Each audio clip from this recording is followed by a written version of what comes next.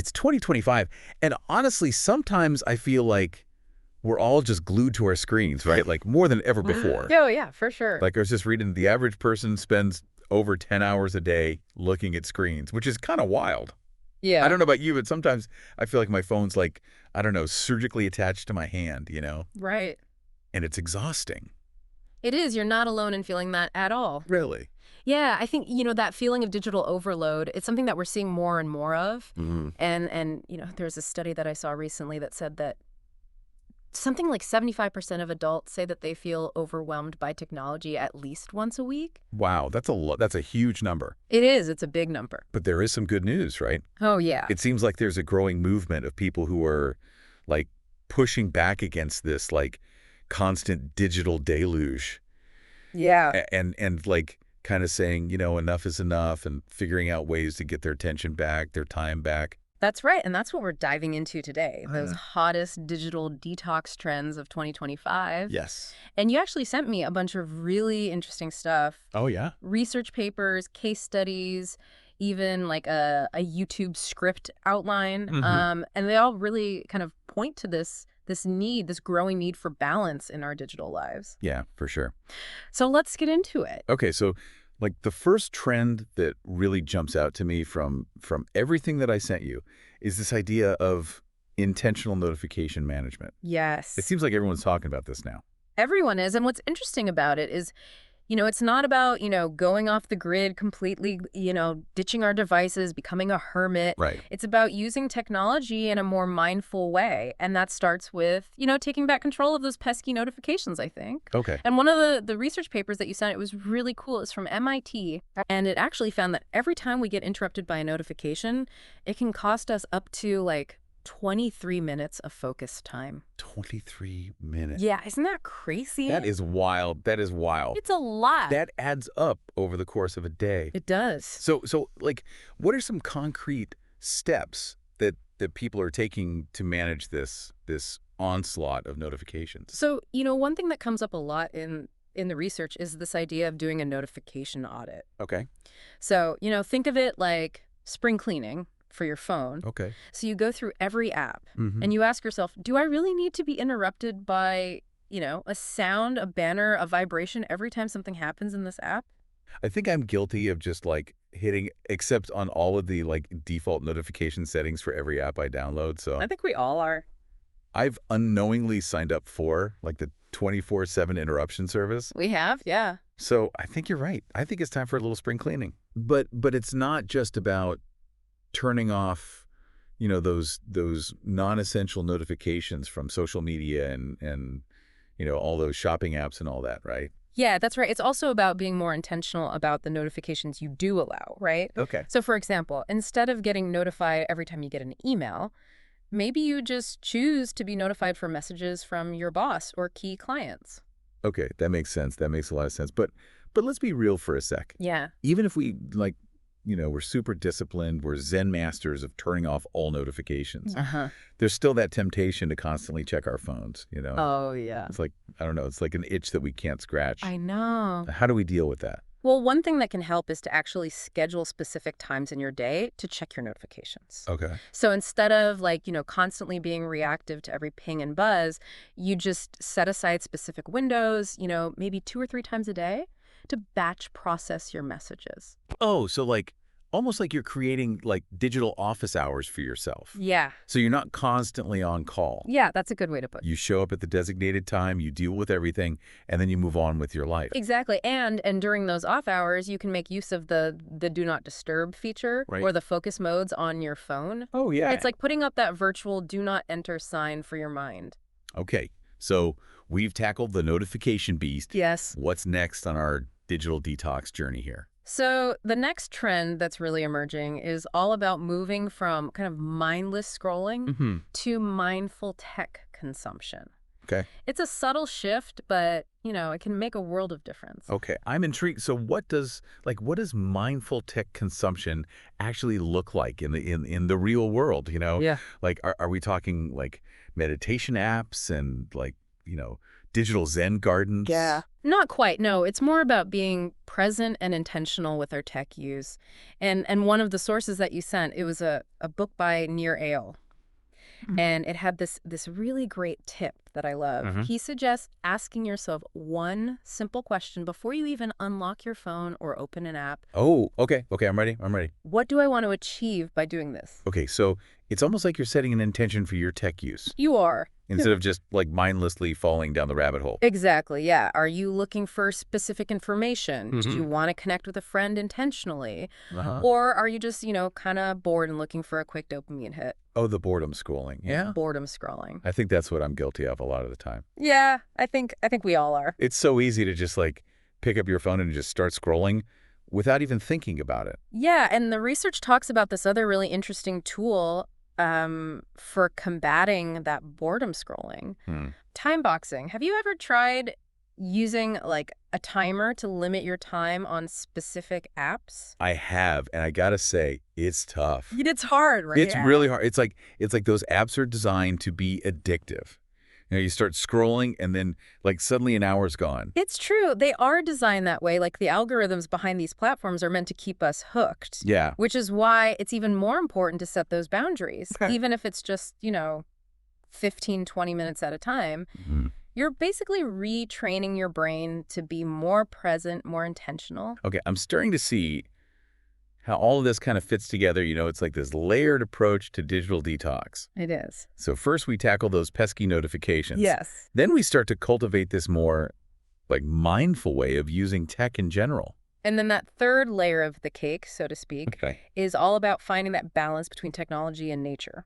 Nature and tech balance. The nature and tech balance. This is a good one. This one really speaks to me. It does. Who doesn't feel better after spending some time outdoors? I know, it's true. And it's not just anecdotal anymore. There's tons of research emerging about the positive effects of nature on both our mental and our physical health. Oh, cool. And one of the studies you sent, I think it was from the University of Exeter, found that people who spend just 2 hours a week in nature report significantly higher levels of well-being and lower levels of stress and anxiety. Okay, 2 hours a week. Yeah. That feels doable. It is. I can commit to that. Yeah, but what about those of us who, we are kind of tethered to our screens for work or for school? Yeah. How do we fit in nature time when we're stuck inside all day? Yeah, that's a good point. One idea is to schedule nature breaks into your day. Like little mini vacations for your mind. Exactly. And even just, 15, 20 minutes, half an hour, just walking in a park or sitting by a lake or just being surrounded by trees can make such a difference. And I remember one of the sources that I sent had a really great tip, which was to actually leave your phone at home, or at least put it on airplane mode during these nature breaks. Oh, that's a good one. Yeah. Really disconnect. Yeah, just fully disconnect. Be present. Be present. And here's another idea from the research. Okay. Think about creating tech-free zones in your home. Oh, interesting. Kind of like digital detox sanctuaries, I guess. Yeah. Where you can recharge and reconnect without the constant distractions of your devices. So like a tech-free dinner table. Yeah. Where everyone can actually have a conversation and look at each other instead of their phones. I love that. Or a tech-free bedroom. Oh, yeah. To wind down before sleep without the blue light messing with your sleep cycle. I like this. Yeah. So it feels like, it's like this holistic approach, right? It is. We're managing notifications. We're being more mindful about how we're using tech in general. And then we're incorporating nature into our lives. I love that. And it's all about kind of reclaiming our time, our attention, and ultimately like our well-being. I agree. And I think to really kind of bring this to life, I want to dive into some real-world examples of how these trends are actually playing out in people's lives because the sources you sent had some really, really cool case studies. Yes. Okay. I'm ready for some inspiration. Let's hear it. Let's do it. Let's do it. Let's hear about these digital detox success stories. Welcome back. We've been talking about like some pretty powerful strategies for like taking back control of our digital lives. Yeah. And I love that we're not just talking theory here. Right. You mentioned some case studies, like real people who've actually implemented these strategies. Yeah. And like that's what really makes it real for me. Yes. So tell me more about these success stories. Okay, so let's start with Sarah. She's a marketing manager, and she was like totally drowning in a sea of emails, notifications, work demands. I can relate. Like she was just feeling completely overwhelmed, and she was, starting to experience like some serious burnout. Yeah, the constant ping of emails and messages, it can be a real drag. It is. It's a real energy suck. And what's interesting about Sarah's story is that she didn't make any like radical changes. Okay. She just started by implementing some of those intentional notification management techniques that we talked about. Mm-hmm. So, she turned off all non-essential notifications. She scheduled specific times to check her email and work messages. Okay. And she even started using the do not disturb feature on her phone Oh, nice. during the evenings and weekends. Well, she basically created some, like, digital boundaries for herself. She did, yeah. And I'm guessing that made a pretty big difference. It did. She said that she felt significantly less stressed, way more focused at work. Mm-hmm. And you know what? She even started sleeping better. It turned out that, like, all those late night work emails and notifications were really messing with her sleep cycle. Yeah, it's amazing how, like, these seemingly small changes, like, can have this, like, ripple effect on our well-being. They really do, and Sarah's story's not unique at all. Yeah. We're seeing this pattern over and over again, Right. where people are just realizing that they don't have to be slaves to technology.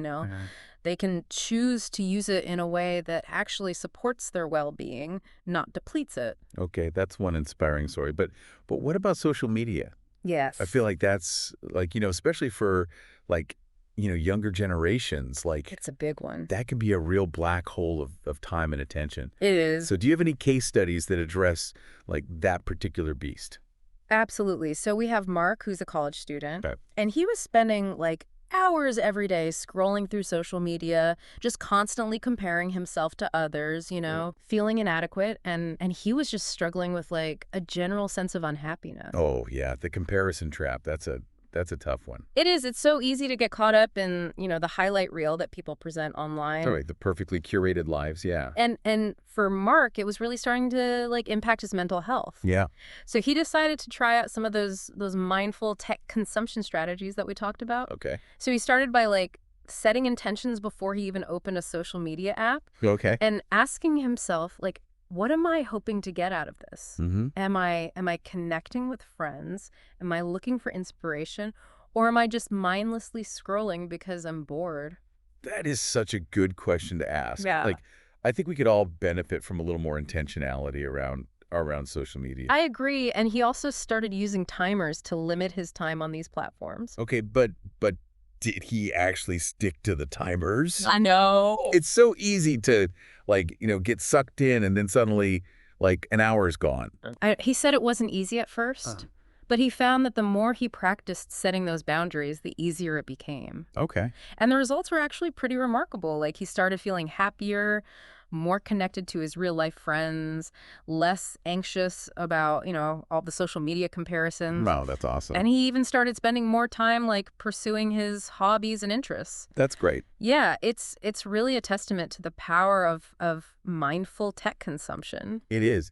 But what about those of us who, we feel like we're kind of tethered to our screens for work or for school? Yeah. Like, is digital detox even possible when technology is such a big part of our daily lives? That's a great question, and it leads us perfectly to Maria, who's a software developer. Okay. And she was spending like long hours indoors staring at a computer screen, and she was starting to feel like really sluggish, uninspired, and just kind of disconnected from the world around her. Oh, I think a lot of people can relate to that. Like, especially nowadays when so many jobs are tied to technology. Totally. And Maria's story really highlights the importance of that third layer of digital detox that we talked about, Mm-hmm. the nature and tech balance. Yes, the nature and tech balance. Remember all the studies we talked about? The ones that show how beneficial it is to spend time in nature? Yes.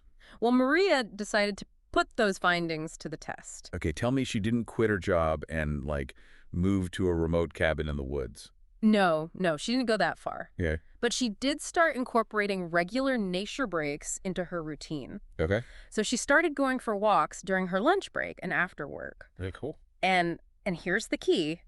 she would leave her phone behind She would leave her phone behind. so that she could really fully immerse herself in the experience. Wow, that takes commitment. I know, right? But she was determined to like break free from that constant digital tether. And you know what? It worked. It did? She started feeling more energized. Oh, cool. Her creativity was like reignited. Wow. And she just felt this sense of groundedness and peace that she hadn't experienced in a long time. It's amazing how something as simple as spending time in nature I know. can have such a, like, profound impact on our well-being. Yeah. But I have to be honest, like, some of these strategies, Yeah. like going phone-free in nature, Yeah. it feels a little intimidating. I get It's like, what if there's an emergency? Right. What if I miss an important call? I hear you. And it's natural to like feel some resistance to disconnecting, especially in our always-on culture. But Yeah. one of the things that all three of these case studies highlight is that, digital detox isn't about deprivation. Okay. It's about making conscious choices that support our well-being. So it's not about, like, throwing our phones in the ocean No. and, like, living off the grid. Not unless that's like what truly brings you joy and balance. Okay. It's more about like finding that sweet spot, that personalized approach that works for you and allows you to reap the benefits of technology without feeling totally consumed by it. I like that it's about taking back control and like designing a digital life that actually works for us, Yes. not the other way around. Exactly. But I'm curious, like, are there any other, like, digital detox trends on the horizon? Oh, there are so many. Like, what's the future hold for this movement? Well, one trend that's gaining a lot of momentum is this idea of tech curfews, Okay. which is basically setting a designated time each evening where you completely disconnect from all devices. Oh, interesting. Like think of it as like a digital bedtime. Like a digital bedtime. Okay, I'm listening. So what are the benefits of that? So for one thing, it allows your mind to like truly unwind and recharge before you go to sleep. Mm-hmm. Remember how Sarah's sleep improved when she stopped checking work emails at night? Yes. A tech curfew can have a similar effect because it reduces your exposure to that blue light that's emitted from screens, Oh, yes, the blue light. which can interfere with your sleep cycle. I've heard that it can, like, suppress melatonin production or something, right? It can, yeah. Makes it harder to fall asleep and stay asleep. Yeah, and it can also help to create a clearer boundary between, your work life or school life Right. and your personal time. Yeah. It's like giving yourself permission to switch off and focus on other things, Mm-hmm. like spending time with your family or your loved ones or pursuing your hobbies or just relaxing. I like that, creating that separation, because sometimes it feels like, work just bleeds into every aspect of our lives. It does. Thanks to technology. Yeah, and speaking of creating separation, Yeah. another trend that's really closely tied to the tech curfew is this concept of digital Sabbaths. Okay, digital Sabbaths, I'm intrigued. So what is that? It's the idea of taking a full day or even a weekend to just completely disconnect from technology. A whole weekend. I know, it's a challenge. That sounds amazing, but terrifying. It is. It is. I can't even remember the last time I went 24 hours without checking my phone. Right. But imagine like a whole weekend. Yeah. Free from the pings, the notifications, the distractions. That sounds like a dream. It does, doesn't it? Okay, so what do people actually do during these digital Sabbaths? Anything they want. That's the beauty of it. Oh, They might spend time in nature. They might read books. They might have like really deep, meaningful conversations with their loved ones. They might pursue creative projects, or they might just, enjoy the freedom of being present in the moment yeah. without feeling tethered to their It devices. sounds like a reset for, like, the mind, body, and soul. It is. And these digital Sabbaths can be really helpful for people who are feeling like particularly overwhelmed by technology or who are, struggling with digital addiction. Okay, so it's interesting how all of these trends are like interconnected. They are. It's not just about, like, managing notifications or scheduling nature breaks. Right. It's like this more holistic approach to our relationship with technology. I can agree more. It's about recognizing that technology is a tool. Mm. And like any tool, it can be used for good or for ill. Yeah. It's really up to us to decide how we want to wield that power. I love that analogy. And it feels empowering, It does. It's like we're taking back control and saying, like, technology doesn't have to rule my life, I can choose how I want to use it. Exactly. And that choice is something worth celebrating, I think. Yeah. Because, on the other side of that choice is the potential to rediscover, peace, presence, and a sense of connection that's often missing in our hyper-connected world. Okay, I'm sold, but are there any other like digital detox trends emerging that we haven't touched on yet? There are, yeah. So one trend that's gaining traction is this idea of digital minimalism. Digital minimalism. Okay, I'm intrigued. So it's about applying the principles of minimalism to our digital lives. So Mm. decluttering our devices. And only keeping the apps and tools that truly add value. So like how do we declutter, our digital lives? It's about taking a critical look at all the apps, the websites, the digital subscriptions that you use, Mhm. and asking yourself, does this really serve me? Does it bring me joy? Does it support my goals and values? Okay. And if the answer is no, then it's time to let it go. I think we could all use a little digital decluttering. I Yeah. know I have like so many apps on my phone that I haven't used in months, but I'm like, oh, but what if I need it someday? I know, it's hard, and it's understandable. Yeah. We live in a culture of abundance, Yeah. and we're constantly bombarded with new apps and gadgets and digital services. Yeah. It's hard to resist the temptation to try everything. But then it just creates all this clutter, It does. which can be just as overwhelming as physical clutter. It can, yeah. It can drain our time, our energy, our attention. It really can. And that's where digital minimalism comes in, right? It's about creating space for what truly matters by intentionally choosing what we allow into our digital lives. So like how does this digital minimalism movement, how does that fit in with the other trends that we've been talking about, like mindful tech consumption and tech curfews?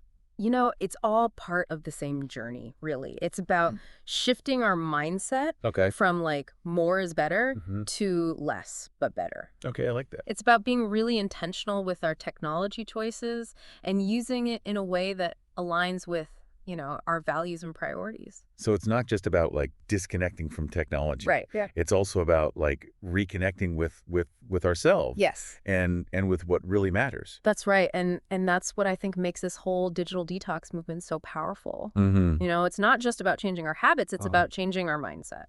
I love that. And it feels like really liberating to think about that, to know that it's possible to change our mindset around technology. It is. It allows us to see technology as a tool that can be used for good or for ill, Hmm. but ultimately a tool that we have control over. Yeah, it's about reclaiming our agency and Mhm. and choosing how we want technology to fit into our lives, Yes. not letting it dictate our lives. Hmm. I love that. And that's a choice we can make every single day. Yeah. Every time we reach for our phone, every time we open a new app, every time we engage with technology, Mhm.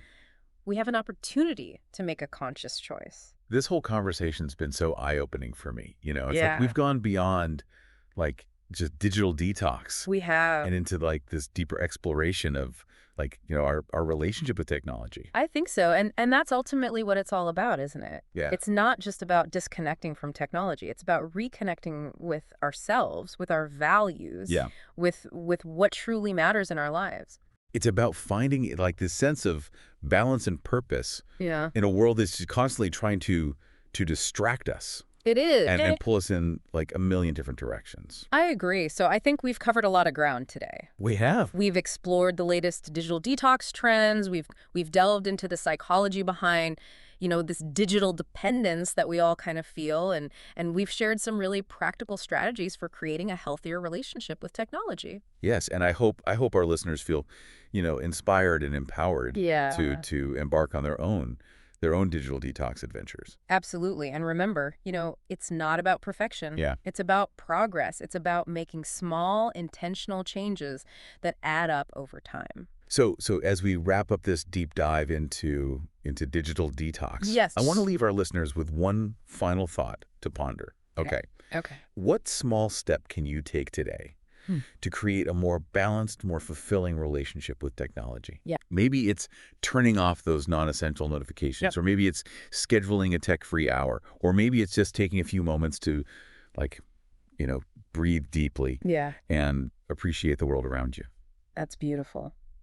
So choice is yours. The choice is yours. And the power to create a more mindful, a more meaningful digital life.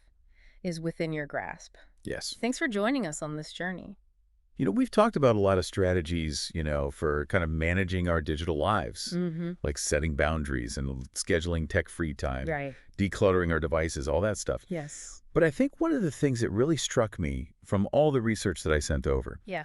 was this emphasis on the internal shifts Mm-hmm. that really need to happen Yeah. alongside those external changes. Absolutely. It's not enough to just turn off our notifications or delete a few apps, right? Right. We have to kind of address the underlying thoughts and feelings and Yeah. habits that are keeping us so hooked to our devices in the first place. Yeah, it's about understanding the psychology behind our, digital dependence. Right. Why do we feel this need to constantly check our phones? Mhm. What are we hoping to gain from that next, or a notification? I've definitely noticed that myself. There's this underlying anxiety that I'm going to miss something important Yeah, if I'm not constantly connected. it's exhausting. It is. It is. And I know there's a name for this, right? Yeah. This feeling, FOMO, fear of missing out. the fear of missing out, and it's a powerful motivator.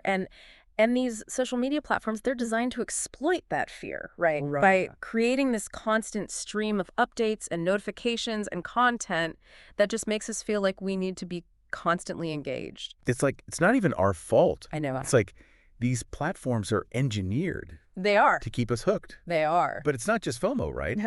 No, there's also the dopamine rush that we get Oh, yeah. from those likes and comments and notifications. Right. Our brains are wired to seek out pleasure and reward. Mm-hmm. And these platforms have become incredibly good at providing those quick hits of dopamine. So it's we're training our brains to crave distraction. We are, yeah. And the more we indulge in those distractions, the harder it becomes to focus, Right. to be present, Mm-hmm. to truly connect with ourselves and the world around us. It's a vicious cycle, but knowing all of this, how do we break free? One powerful strategy that comes up again and again in the research Okay. is this practice of digital mindfulness. Oh, got It's about bringing a sense of awareness and intention to our digital interactions. Okay, so I've heard a lot about mindfulness in general, but Yeah. how do we apply that to our digital lives specifically? It starts with noticing What? noticing how you feel when you're scrolling through social media. Are you feeling energized? Are you feeling connected?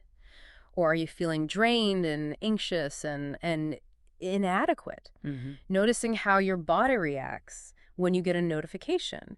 Do you feel a surge of excitement, or do you feel kind of a sense of stress or obligation? So it's about becoming aware of those automatic reactions Yeah. that we have to technology, Yeah. and then making a conscious choice about how we want to respond. Yes. And sometimes, that conscious choice might be to simply step away, Okay. to put down the phone, to close the laptop, to engage in an activity that nourishes your mind and your body and your soul. So it's not about becoming a Luddite, right? Right. And rejecting technology completely. No. It's about using it in a way that aligns with our values, Well, that's right. our priorities. Exactly. And it's a skill, Hmm. It takes practice, just like any form of mindfulness.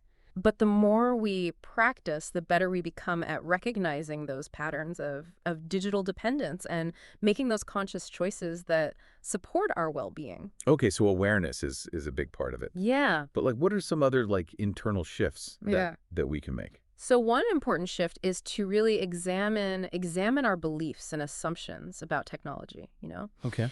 Do we believe that we need to be constantly connected in order to be successful or happy? Oh, wow. Yeah. Do we believe that technology is inherently bad or that it's something to be feared? Those are some deep questions. They are. And I think a lot of us probably haven't really taken the time to sit down and really think about those underlying beliefs. Yeah, and those beliefs can have a really powerful influence on our behavior, Yeah. If we believe that we need to be constantly connected, then we're going to feel anxious and stressed every time we're offline. If we believe that technology is inherently bad, then we're going to approach it with fear and resentment. So it's not just about changing our habits. It's about changing our mindset around technology. It is, and that mindset shift can be so incredibly liberating. Okay. It allows us to see technology as a tool that can be used for good or for ill, Mm-hmm. but ultimately a tool that we have control over. It's about like reclaiming our agency, right? Yeah. And choosing how we want technology to fit into our lives, not letting it dictate our lives Yes. And that's a choice that we can make every single day. every day. Every time we reach for our phone, every time we open an app, every time we engage with technology, Yeah. we have an opportunity to make that conscious choice. This whole conversation has been, I don't know, like, it's like we've gone beyond just digital detox I think so too. and into this like deeper exploration of our relationship with technology. And that's really what it's all about. Yeah. It's not just about disconnecting from technology. It's about reconnecting with ourselves, with our values, with what truly matters in our lives. It's about finding that balance, that purpose Mm, in a world that's constantly trying to distract us. it is. Pull us in like a million different directions. I agree. So I think we've covered a lot of ground today. We have. We've explored all the latest digital detox trends. We've delved into, the psychology of our digital dependence, and we've shared some really practical strategies Yeah. for creating a healthier relationship with technology. I hope our listeners feel, I don't know, inspired Yeah. and empowered Me too. to embark on their own digital detox adventures. Absolutely. And remember, it's not about perfection, it's about progress. Right. It's about making those small intentional changes Yeah. that add up over time. So as we wrap up this deep dive into digital detox, I want to leave our listeners with one final thought. What small step can you take today to create a more balanced, more fulfilling relationship with technology? Maybe it's turning off those non-essential notifications, or maybe it's scheduling a tech-free hour, or maybe it's just taking a few moments to breathe deeply and appreciate the world around you. I love that. So the choice is yours, and the power to create a more mindful, more meaningful digital life is within your grasp. It is. Thank you so much for this conversation. This was great. Thanks for joining us.